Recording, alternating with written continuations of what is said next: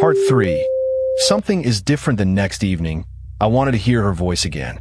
I made tea, sat on the floor in the same spot, and pressed play, already smiling before the static even started, already bracing myself to cry the good kind of tears. The static came first, just like before. Then her voice. But something was wrong. "Sarah," the voice said. "My sweet girl, did you sleep well last night? You always used to toss and turn when you were anxious about something. I could always tell, even when you were a teenager and thought you were hiding it from me." I froze, my tea cooling in my hands. I had tossed and turned the night before. Actually, no, wait, I had fallen asleep on the floor, deeply, dreamlessly, the best sleep I'd had in weeks. That didn't match. But more than that, the tape from the night before hadn't mentioned anything about sleep at all. It had talked about my birth, about my father, about hoping I found someone to love me. This was a different conversation entirely, a new one, layered on top of the old one like a second coat of paint. I told myself I was misremembering.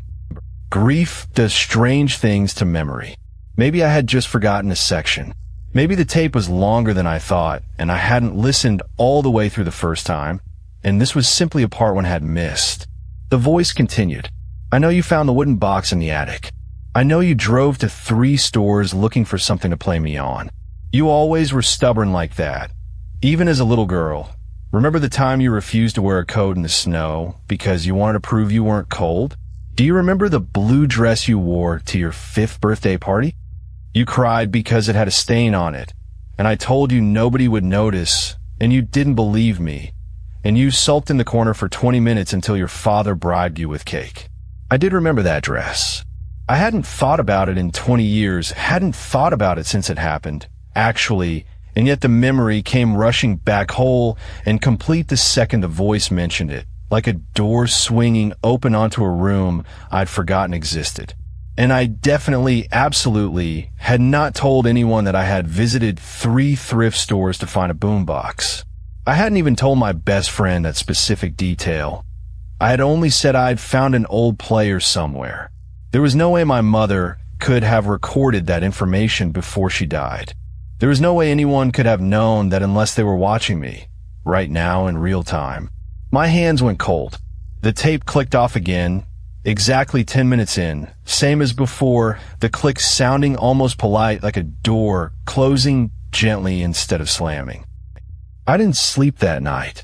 I sat awake in bed with all the lights on, staring at the boombox sitting silently on my dresser, feeling like it was staring back, the way you can feel someone watching you from across a dark room, even when you can't see their eyes. Part 4. I try to explain it away in the morning. Sunlight helps. It always does. Fear that feels enormous at 3 in the morning shrinks down to something manageable once the sun comes up and the birds start making noise outside your window, and the world remembers to be ordinary again. I told myself there had to be a logical explanation. Maybe the tape had multiple tracks, and the player was randomly choosing which one to play, like a shuffle feature on an old machine that malfunctioned in some strange way. Maybe it had told someone about the thrift stores and forgotten, and that person had somehow... No. That didn't make sense either. Nobody could record onto an old cassette tape and place it inside a sealed box in an attic that hadn't been touched in years, matching my private thoughts and unspoken memories word for word. I called my mother's old friend, Denise, a woman who had known her since college, back when he used to share an apartment above a laundromat and split the rent by counting quarters at the kitchen table. I asked if she knew anything about a cassette tape my mother might have recorded before she died, maybe as some kind of final gift. Denise sounded confused. She said my mother hadn't mentioned anything like that. Not once, and besides, my mother had been in the hospital for the last 6 weeks of her life, far too sick and far too heavily medicated to be organizing secret recordings, let alone smuggling a wooden box up into an attic she could barely climb stairs to reach anymore. That should have scared me more than it did. Instead, some strange, hopeful part of me wanted to believe it really was magic. That my mother had found some way to reach me from beyond, to keep talking to me, to keep being my mother even after death, defying every rule of biology and physics just to stay a little longer in my life. Grief makes you want to believe in impossible things. It makes the impossible feel like comfort instead of danger, like a door left open instead of a trap sprung shut. That afternoon, I did something I probably shouldn't have.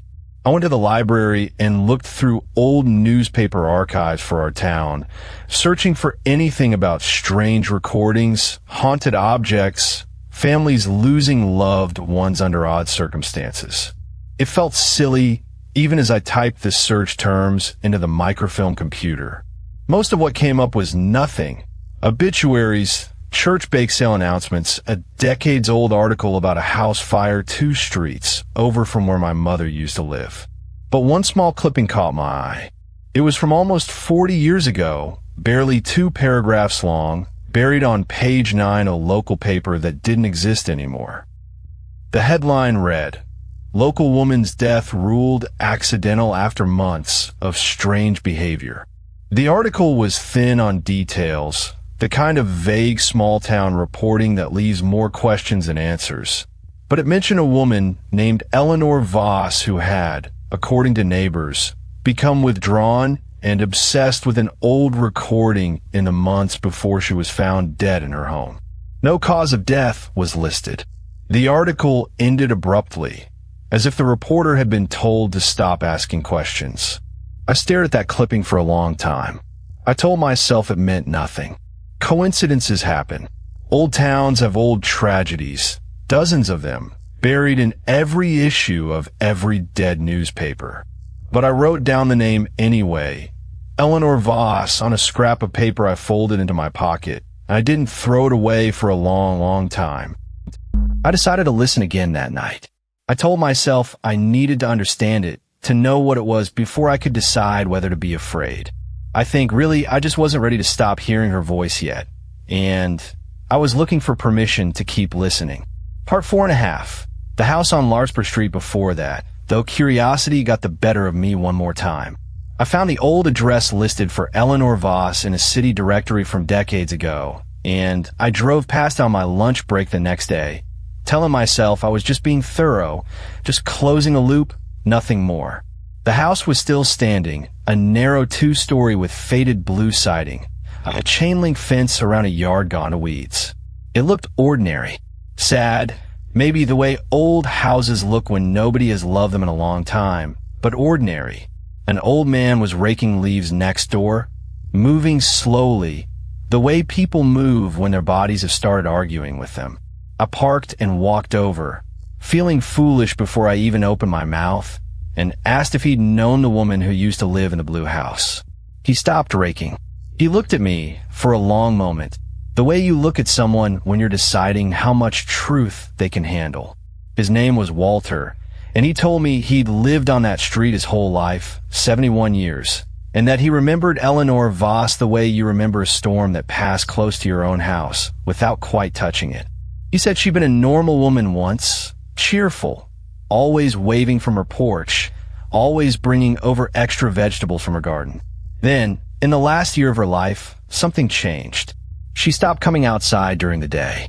Her lights would be on at strange hours, 3, 4 in the morning, and Walter's late wife used to hear, very faintly across the yard on quiet nights, the sound of a woman talking to someone in an empty room. Talking like a conversation, he said, leaning on his rake, back and forth. Except there wasn't ever anybody else in that house with her. Not after her husband passed. Just her and the girl. I asked about the girl. Margaret. Walter's face did something complicated, somewhere between sadness and something older and more careful than sadness. She stopped going to school, he said. Then Eleanor was gone. Found her in the kitchen one morning. They said, though nobody in this neighborhood ever believed the official word on how it happened. And the girl, he shook his head slowly. The girl was gone before the funeral. Family came and took her, people said, relatives from out of state. I never saw her again after that, and neither did anybody else on this street. Not once, not in 71 years. You'd think a person would come back, even once, to visit a grave. She never did. Or maybe she never could. I thanked him and walked back to my car on legs that didn't feel entirely like my own. I did not sleep well that night, long before the tape ever spoke to me about it directly. Something about the phrase, or maybe she never could, follow me home and sat in the passenger seat the whole drive back and has never quite gotten out of the car since. Part 5. The voice learns my name that night's recording started the same way. Static, then her voice. "Sarah," it said. "You called Denise today. She doesn't remember me telling her anything, does she? That's all right. I never told anyone about you and me." Not really. Some things are just between a mother and her daughter. My whole body went rigid. There was no way it could know about the phone call. No possible way. Unless it was somehow inside my life in a manner I couldn't understand or explain. "You're scared now," the voice continued, and something about its tone had changed. It was still my mother's voice, exactly her pitch, exactly her softness, but underneath it, there was something colder. Something patient, the way a predator is patient, waiting in tall grass for the exact right moment. "You don't need to be scared, sweetheart. I just want to keep talking to you. Isn't that what you wanted? Didn't you want one more conversation with your mother? Didn't you pray for it some nights after I got sick? Didn't you lie in bed and beg whatever's listening to just let you talk to me one more time?" I had. God help me, I had. I had prayed exactly that more than once in the darkest weeks after the diagnosis, when I understood for the first time that she was actually going to die and there was nothing anyone could do about it. I had never told a single living soul that I prayed that. I had been ashamed of it. Somehow, like wanting more time was a selfish, greedy thing to want from God. "I know things now that I never knew when I was alive," the voice said. "I know you didn't visit me as much as you wanted people to think those last 2 months. I know you cried more about missing work than about missing me some days, and then you hated yourself for it in the parking garage before you came inside. I know you feel guilty about that. You don't have to feel guilty. I forgive you. I forgive you for all of it, sweetheart.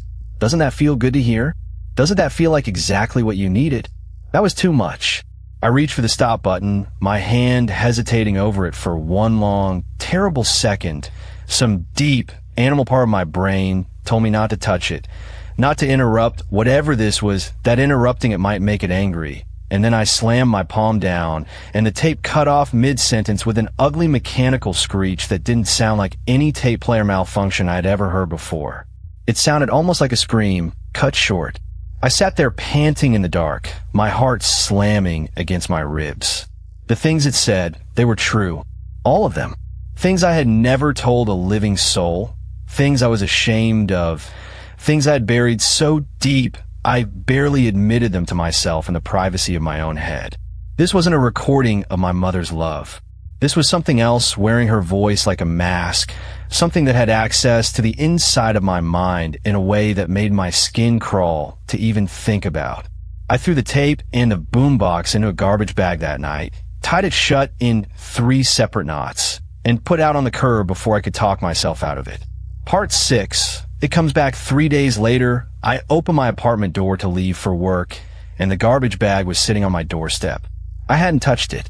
I had watched the garbage truck take it away myself, standing in my window with my morning coffee, feeling relieved as it disappeared down the street with a hydraulic groan, feeling for the first time in days like I could breathe normally again. But there it was. Same bag. Same 3 knots. Inside, the boombox and the tape, completely undamaged, like nothing had ever happened to them. No crushing, no compacting, not even a dent from the truck's mechanism.